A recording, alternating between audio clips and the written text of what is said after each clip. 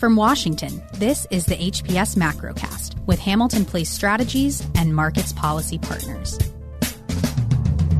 Good morning, everyone. It's Friday, November 20th, and you're listening to the HPS Macrocast. I'm Meghan Pennington, in for Tony Fratto this week, and I'm here with John Fagan and Brendan Walsh from Markets Policy Partners.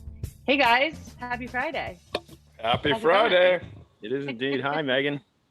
Hi. Great to be here. I think I missed my opportunity to say long-time listener, first-time caller, because a couple of weeks ago when I was really disappointed, I didn't do it then.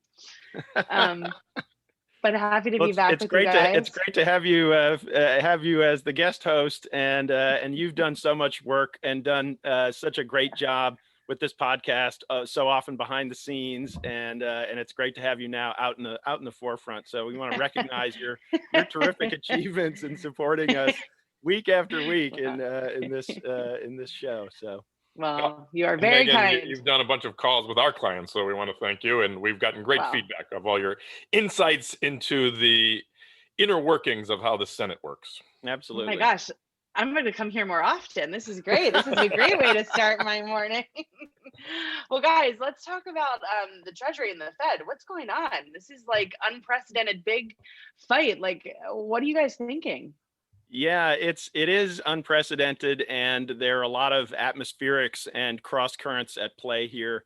So just the facts: Secretary Mnuchin sent a letter to the Fed. This was made public yesterday after markets closed, that the Treasury Department was instructing the Federal Reserve to return unused stimulus funds allocated under the CARES Act for a variety of different stimulus programs. Those include the ones that the Treasury is seeking to wind up here are the Main Street Lending Program, the Municipal Liquidity Facility, and the two kind of credit purchase programs. Some of the others are set to stay in place. Those are to support money markets and so forth. But these very large programs are among the funds that the Treasury is asking to be repurposed. The justification that was supplied by Secretary Mnuchin was that it was a reference to how well the economy is doing and the unlikely event that these would be needed in the future, and that this money would be, he hoped, repurposed for other stimulus, stimulus in other areas. And right. And that's, I think we'll talk a little bit more about right. But that requires Congress to pass a bill. It's not like you can just right. And so this was a bit of a surprise, in part because of the timing. These programs are set to expire at year end, and there's certainly plenty of time for the Treasury Department to wait on this decision and see how things play out. And that leads us to look at the backdrop here, which makes the decision even more puzzling, given the fact that this is happening during a virulent autumn resurgence of COVID-19 across the country. Record high infections yesterday, very troubling on that front. And clearly there's going to be an economic impact. More and more market participants are talking about this W-shaped, a double dip recession because of this autumn resurgence, this seasonal resurgence in COVID. And that is just beginning to show up this week in some of the economic data that we've seen. October retail sales were soft. They were very disappointing. And we saw yesterday initial jobless claims come out and surprise to the upside. Neither of these was a disaster, but these are hints of backsliding in the economy that most economists think will manifest in deeper weakness going forward. So the counterpoint and also, the context, we have to mention the overall context, which is this is a administration, this is a decision by an administration that is clearly engaged in a scorched earth campaign during the transition to deny the incoming Biden administration resources in a variety of different ways. So it's the Federal Reserve. And at a moment, and at a moment where everybody's kind of like really freaking out about what are we going to do? Like, how are we going to get ourselves out of this economic situation, right? And I think you were just about to say what Powell's reaction. That's right. Yeah. Fed Chair Powell, in his recent remarks, has been emphasizing the importance of, he's been a broken record, as have the other FOMC members, broken records on the subject of the need for more stimulus. And Chair Powell very recently reemphasized the importance of these facilities that are now being withdrawn as a backstop going forward. Now, to be fair, they haven't really gotten a lot of use. They've been kind of dormant. We've talked about this on the show a lot. The Main Street lending facility, a lending program, has really only kicked out a couple of billion of its up to $600 billion in firepower. Same thing for the municipal liquidity facility. That makes it a little bit harder to make the case. And credit markets have been very placid. And so it makes it a little bit harder to make the case. But the Fed has come back with an unprecedented pushback, public pushback against the decision, saying we would prefer that the full suite of emergency facilities continue to serve their important role as a backstop for our still strained and vulnerable economy. And that's really the issue here. The fact that these did form a potential backstop, a mental safety blanket, like something. And right. Even if like Congress can't get its act together, there's something there. It was like, okay, we had something to cling to, right? Yeah, that really is right. And Chair Powell has said, and Secretary Mnuchin referenced this in his justification, that these are loan programs and that grants are more appropriate for a lot of these businesses that are struggling in the COVID in the pandemic environment here. But if you're not going to get grants, then loans are certainly the next best thing. And the Fed has been tweaking these programs to try to make them more available. And that was sort of a job that was in progress and would have presumably continued under the next administration. So, a public spat. Secretary Mnuchin is out on CNBC this morning trying to explain away some of the criticism here. But which is interesting, very right? hard to, what is his, you have to wonder, like, what's going through his mind? I mean, is this Trump, he has to follow the orders of his boss, and Trump is doing what he wants to do with his last days of the presidency. I mean, is there a way to rationalize the move? Well, there is, if you'd said, these programs have really been unused. We don't have a good visibility on their utility. There's a clear path to having this money once it's returned. There's a clear path to have this money then repurposed into fiscal stimulus, and that is just. We'll talk about the fiscal stimulus dynamics, but that's really just not not the case. And when we're in a situation like this, we are very skeptical that this has a really solid policy justification, particularly given the timing. Why decide now? So the presumption really has to be that this is a primarily political justification, that he was instructed to do so, and this is part of the sort of denial of resources, as I said, scorched earth approach to transition that the Trump administration has engaged in.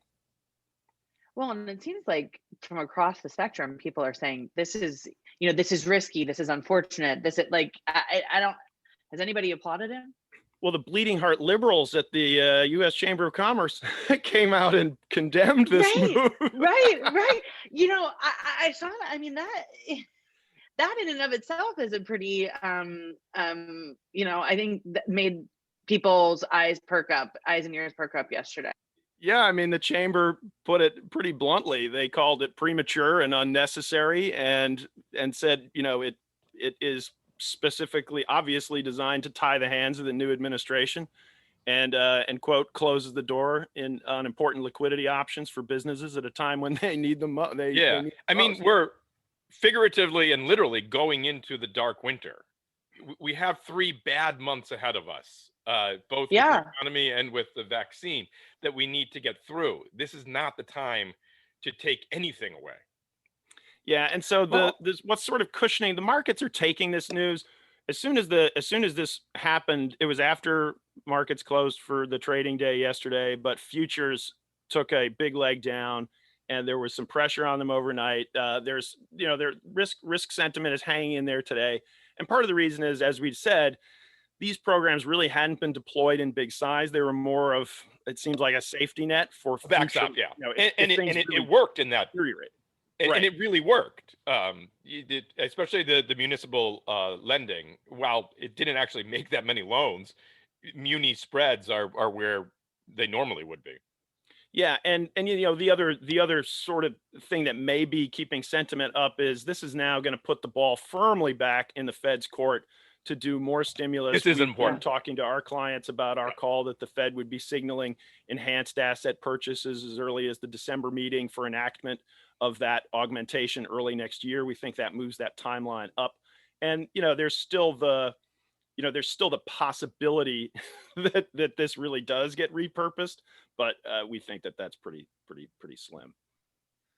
Well, I have to imagine if you're a small business owner right now, you're frustrated generally with government's response. I think in New York, there's been tons of talk about, we're closing down schools, and now there are calls to close down businesses and, well, I guess, non-essential businesses, dining and things like that. And then, but you have an outcry from the business community of like, we can't shut down. We won't survive if we have to shut down again. So, it's just a bleak state of affairs. And then, there was a survey out that said 1 in 7 small businesses doesn't expect it to make it through the winter. But when you break that down, 1 in 4 restaurants don't expect to make it. And that's of a group that's already lost a huge amount of restaurants. There are certainly analysts that are pointing to the fact that the Treasury, the incoming administration's Treasury could restart these programs in a smaller way. They can take the funds that will remain at the Treasury that won't be remitted to the public purse that are going to be in the Exchange Stabilization Fund, which is, for lack of a better term, it's the relatively small U.S. sovereign wealth fund that resides at the Treasury. And it's been a political football, but that's something that potentially, at the agreement of the incoming Treasury Secretary under the Biden Secretary Yellen. And yeah, that's what they're reporting this morning. One would assume she's got a pretty good, she probably has pretty good rapport with the people at the Fed. Yeah, I'll say that they could agree to it, but the numbers aren't as because she used to run the Fed. Remember? Oh yeah, right, yeah, right. Yeah, and so they could restart these programs without the say-so of Congress, but again, in a more limited fashion, and there are certainly hiccups around it. It's a suboptimal way to go forward. Well, there's because something you're talking about February, the earliest that a Biden administration can undo these things, which is really too late. Right. We need it in December, January, and February. That's the dark winter. And if we can't get any kind of control on the virus, I happened to see Bill Gates last night on with Anderson Cooper, I believe. Yeah. And he was saying, you need to buckle up for 6 to 8 more months. It's just, these numbers that we're seeing every day. I saw something yesterday, like, in one part of South Dakota, there's been as many deaths as there are in like one of the small towns there. It's just, so just South Dakota wild. is literally the way that South Dakota is handling it. If you just looked at data, you would think that South Dakota is an African nation in the middle of a civil war. That's how bad the unbelievable South Dakota. But more importantly, we have an example in Canada. Canada saw a huge spike because of Thanksgiving. We're going to Thanksgiving, and most Americans are not canceling it. So while we're already at 200,000, we're going to be at 300,000 in 2.5 weeks. And now we're at the point, and the biggest point is the first wave was New York. So we have a traveling group of healthcare workers that travel around the country to help fight the flu. They came to New York to bail out New York. Then they went to Texas to help bail out Texas. Now the outbreak is nationwide. It's ubiquitous. There's no bailout for anybody. So if your healthcare system is overwhelmed, it's just going to be overwhelmed. There's no way to fix it. Yeah, I mean, I think that doctors in Texas, I was just watching something with them too. Healthcare workers saying the same thing. It's just, it's like, they're pleading, like we don't have enough room. And I think the point that people miss is it's not just COVID. So if you have a heart attack, there's no one to save you. That's what it means to overwhelm a healthcare system. It's not just, oh, you have COVID, we can't help you. Right. We can't help everybody. Right. Because there's just too few, what do they, I mean, it's flippant to say, but too few rooms at the inn. I mean, it's just like, and people say, well, why can't you just get more beds? It's not about beds. It's about people to service those beds. We just don't have enough nurses and doctors. It's people, equipment, rooms. Our nurses and doctors are getting it. So then they're out of commission for, at least 2 weeks. Right. And it's just a terrible, terrible situation. Awful. Well, listen, let's take a break. When we come back, we're going to get into these COVID stimulus discussions and if we can get anything done in Congress. We'll be right back. Every 2 weeks, HPS measures U.S. adults' feelings and expectations for the economy. The HPS Civic Science Economic Sentiment Index accurately measures movements in overall national economic sentiment and provides a more sophisticated alternative to existing economic sentiment indices. To learn more, contact us through HamiltonPlaceStrategies.com. And we're back with the HPS Macrocast. I'm Meghan Pennington here from Hamilton Place Strategies with John Fagan and Brendan Walsh of Market Policy Partners. Guys, what do we think? News yesterday that the Four Corners are meeting again. Schumer, Pelosi, McCarthy, and McConnell to try to do something on stimulus. There are sort of different takes on what they actually agreed to do yesterday. We have, the Senate is still up in the air, but not really. But we have these runoffs in Georgia. There's kind of, Nancy Pelosi is having to figure out how to get her ranks in line after losing some of her members and some of her majority in the House. So, I think everybody I think outside you should answer of first. Congress. Answer your own question. It's funny. It's funny. I think everybody outside of Congress is like, we have to do something. But then I think the members themselves are trying to figure out what is their calculation, what is their win scenario. And I wonder, when do we reach the point where it's just, we're being really irresponsible? I mean, we're there. Because especially the unemployment insurance runs off in mid-December. I mean, that's a lifeline to people. Yeah. You're already seeing huge lines, in Texas at free food distribution. So we're there. So I don't know who's blocking it. I do know that a lot of the in the purple districts, especially in the Congress this election, the blue dogs came back to DC and said that their constituents blamed Pelosi for not passing the bill. I mean, I think the conservative Democrats in the House are feeling really concerned about the direction of the party. And that lead call from a couple of weeks ago where you heard Congressman Spanberger saying, we are making a mistake. You can't just run on Medicare for all, and we will lose if we go too far to the left. So and that showed in the House election where and we still have we still have like 20 or 9 or 10 races that still haven't counted.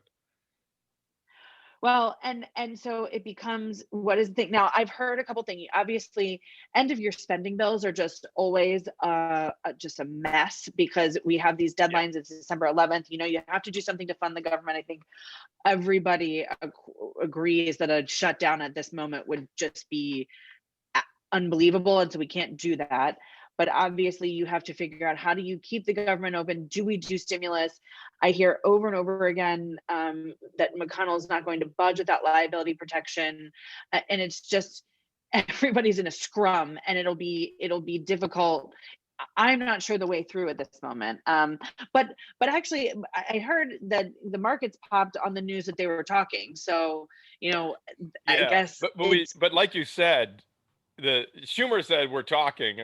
and kind of the Republicans said, well, we're talking about the CR, not really about the Right. Yeah, they said we're talking about the Right. Republicans said we talked about the omnibus spending bill, and the Democrats said we talked about stimulus. They can't even agree on what Yeah. the subject of the meeting was about. Yeah, it's like So a it's high not school a locker room. particularly encouraging atmospherics around this. Our view really is, with this extremely fraught transition and the Georgia runoffs, this is, partisan warfare really is continuing well past the election here. And so we've got that just makes things very, very difficult. As you said, the considerations are piled up on both sides, and so we expect that maybe there's still room for a small mini stimulus in the lame duck session, which is extension of unemployment, some extension of unemployment, augmented unemployment benefits, and a repurposing of PPP funds to some extent.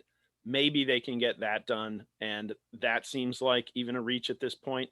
But past the Georgia runoffs and past the transition, we still expect that if the GOP remains in control of the Senate, that Majority Leader McConnell is going to hold as tightly as he can to his $500 billion cap. That's where their draft was, and maybe they go up a little bit above that in trade for liability insurance. But we don't expect that the economic outcomes that are clearly going to be challenged over the next couple of months are really going to be much of a convincer for the GOP caucus in the Senate.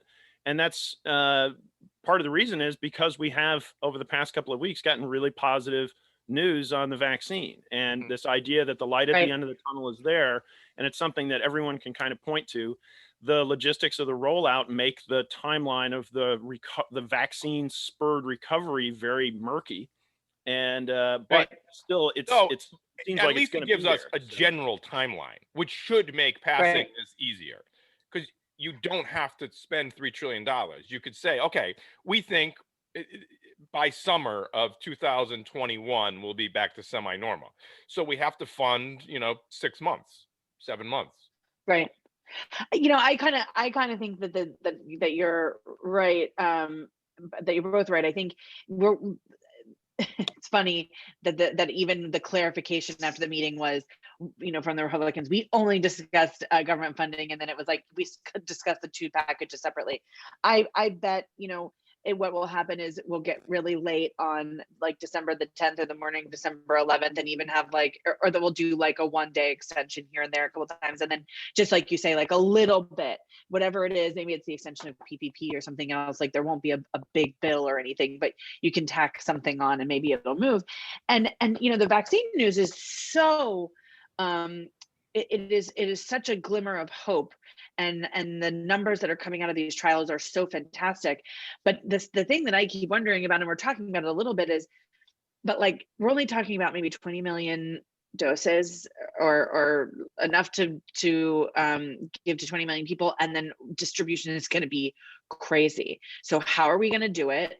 And there's going to have to be some cooperation in Congress. Now, I wonder if maybe the vaccine is announced, Trump's warp speed, you have Republicans' ability to claim some victory on really going hard at the vaccine, and look, it yielded some good results, and Democrats obviously will want to get it out there. So maybe there's room for some magic and cooperation to help on the distribution and in the early new year. But outside of that, I agree too that it's going to be pretty difficult for McConnell to come and move his markers too much on the number. I mean, I think we're going to, as I'm a broken record on this, but I think the fight will become again the fiscal responsibility.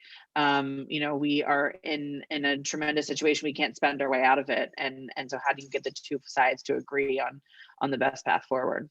Yeah, maybe we'll take a break here, but I want to ask you, because the Georgia runoff is for the Senate, and like, how does passing a stimulus bill help or hurt that runoff? So maybe we'll take a break and we can come back to that. Yeah. Okay. Cool. We can. We'll take a break. Take a quick break. We'll be right back and talk about elections and maybe even a little bit of these court cases that are happening. Have you heard the news? The HPS Macrocast is expanding into the HPS podcast channel, which offers our listeners access to all of Hamilton Place Strategy's podcast shows in one convenient place. The HPS podcast channel is home to all of our new and past podcast episodes on your favorite podcast streaming services: Apple Podcasts, Spotify, Amazon Music, Google, and more. If you're already subscribed to the HPS Macrocast, do nothing. If you aren't, subscribe now to have weekly HPS Macrocast episodes and the latest from HPS Insights delivered straight to your podcast streaming service. To learn more about our podcasts and other original content, visit hamiltonplacestrategies.com/insights. All right, guys, we're back at the HPS Macrocast, and we're going to talk about the Georgia runoffs, and then maybe so where do I keep coming to it? I just kind of think it's in the Republicans' best interest to at least pass something before the Georgia runoff. I just would imagine that Atlanta voters would be happy to get a stimulus. It gets cold in Atlanta, and restaurants are going to close. Yeah, I think it's a good point. I guess something that I struggle with is, do people, and I would be interested to know, I mean, the Perdue and Loeffler campaigns are certainly are testing on this, but you have to wonder, do people really make that connection between, if there is some, and like, what do what could it be? Like, what could you include in a relief package that voters in Georgia would understand tangibly is like, oh, okay, this was, keep these people, the people who are in office now should go back because they're able to do something.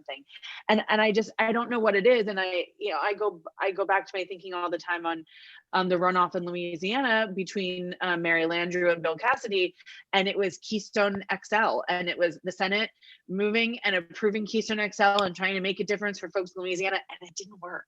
It didn't send Mary Landrieu back. Like but I don't know. I also, on the other hand, I think it's pretty difficult to imagine two Republican senators in a runoff in Georgia losing. So I don't. It's so hard, and it's also very difficult. It's so hard. To imagine a split ticket. Like, who's going to go in and vote for Perdue and not Love? I mean, she is the weaker candidate because she's from Illinois. She married rich, and she's had her problems. And but again, I just don't think it matters. If you're in the markets though, and you've got this gigantic delta between. It's such a big in your stimulus model before versus for the Democrats to take the Senate back on this this 11th hour runoff versus the Senator Mitch McConnell's $500 billion versus the $2 trillion plus that you would get under a GOP controlled, a Democrat controlled Senate, and the polls are tied and you don't have a lot of faith in the polls and it's an unprecedented circumstance. I think that it's going to be tough for market participants to completely dispel the idea that this could break either way. And we've seen before the election, when market participants were looking at the polls and thinking, well, maybe this is going to be a blue wave, we saw that pressuring the longer dated Treasury yields up higher, weighing on the dollar. It was a mixed. It was generally bullish, but kind of a mixed reaction in equity markets, focusing more on growth-oriented sectors rather than the stay-at-home, and big tech stocks, which have benefited so much during the pandemic.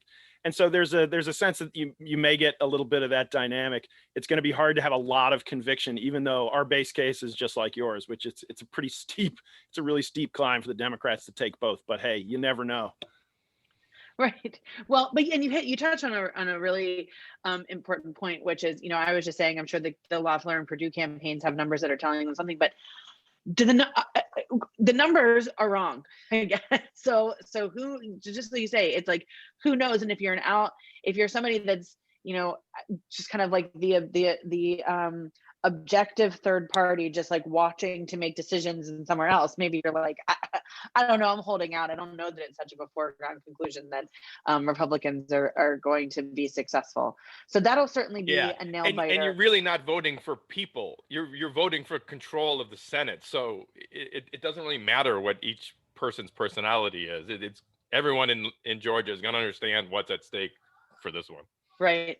Though, I did see some number, or I don't know if it was numbers or a piece or something, maybe yesterday, the day before, that was that divided government always outperforms. Like people say like, oh God, divided government, we won't get anything done. But then actually, when you go back and look at it, surprisingly, some good stuff happens. So I don't know. Wall Street tends to like divided government, but in this current environment where stimulus really is meaningful, it's a little bit of a different story. And even though there were certainly scare stories on Wall Street about the Biden tax plan, those were not really all that credible. We thought it was just going to be so hard to get things like a big boost in capital gains tax increases through the Schumer wing and the moderate wing of the Democratic Party.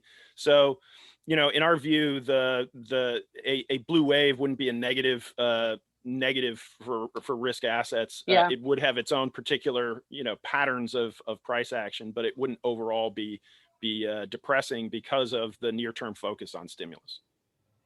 Right. Well, now in that vein, what are folks thinking about President Trump and his ongoing attacks on the outcome of the election? And we saw Rudy Giuliani's press conference yesterday that was just a different kind of crazy, I think. I can't help but the old song from the Smiths is going around in my head. That joke isn't funny anymore.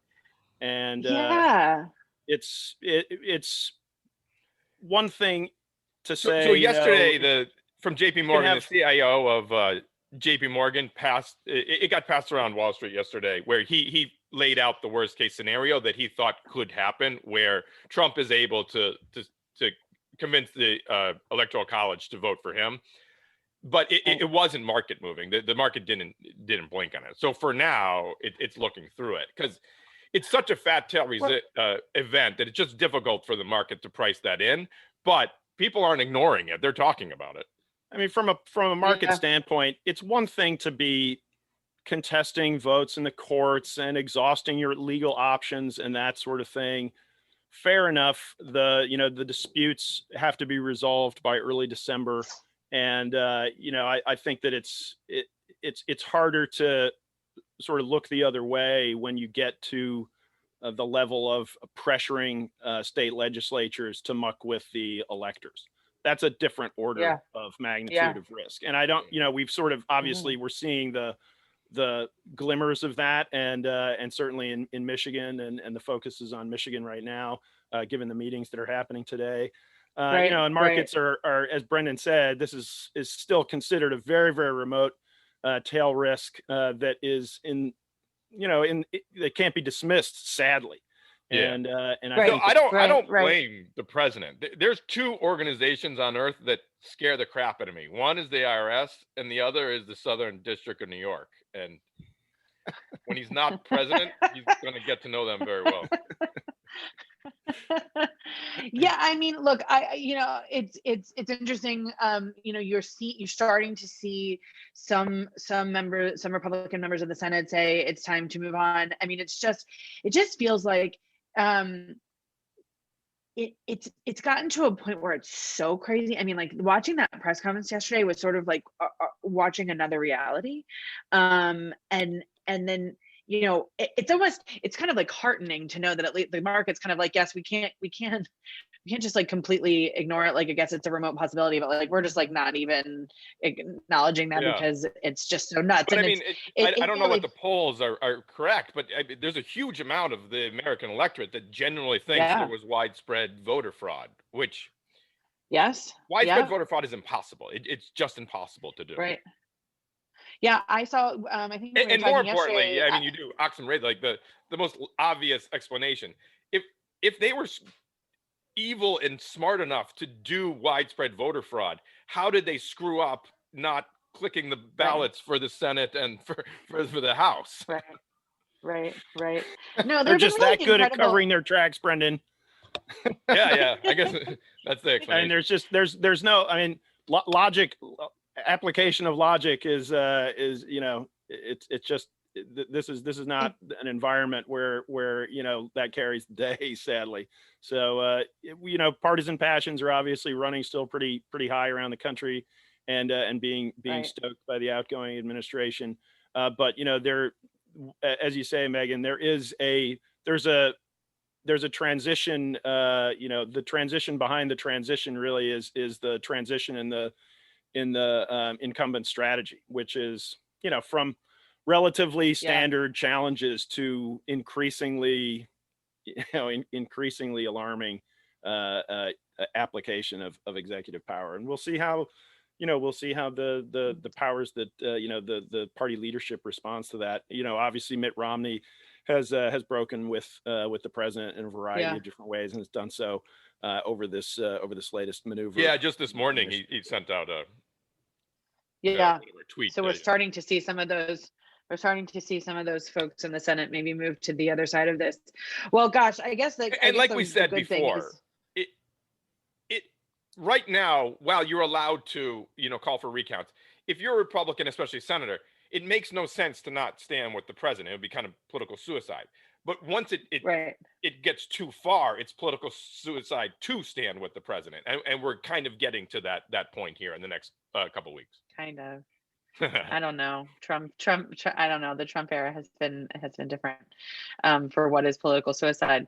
But gosh, on that note, I think I guess we should say at least there is some light at the end of the tunnel. This can't go on forever. There are some deadlines heading our way, and at some point the Electoral College is going to do its thing, and we will have another and I think it'll be pretty hard for the GSA to deny that a transition must happen after that point. So we'll have a transition, and I think we know from the news and people who are well sourced in the White House that the president isn't going to concede, but he will go. So, we got through the election. Now we just have a few more weeks.